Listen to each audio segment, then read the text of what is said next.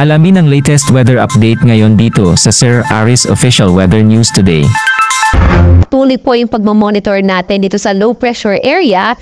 Nahuli nating namata, 95 kilometers silangan ng hinatuan sa lalawigan ng Surigao del Sur. Base pa rin sa pinakahuling datos natin, malit yung tsansa na maging bagyo pa rin itong low pressure area at dahil malapit rin sa kaulapan, malapit rin po sa kalupaan, rather, ay nakikita natin na mas malaki yung tsansa na ito ay malusaw na.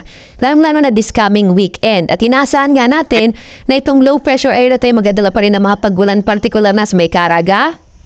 Gayon din nakita may mga kaulapan dito sa may Eastern Visayas at gayon din sa ilang bahagi ng Bicol region, partikular na sa Sorsogon, Masbate, gayon din sa Albay at Catanduanes. Kaya mag-ingat po yung mga kababayan din sa may silangang bahagi ng Mindanao at Kabisayaan, gayon din sa may Bicol region sa mga potensyal na mga biglang pagbaha o mga flash floods, gayon din yung mga paggunang lupa or landslides. At patuloy ang kikilos itong low pressure area to dito sa may bahagi ng Eastern Visayas, maapektuhan din itong bahagi ng Bicol region. At makikita natin sa ibang bahagi natin bansa, halos wala masyadong kaulapan, kaya patuloy na mainit na panahon na mararanasan sa araw na ito sa malaking bahagi ng ating kapuluan.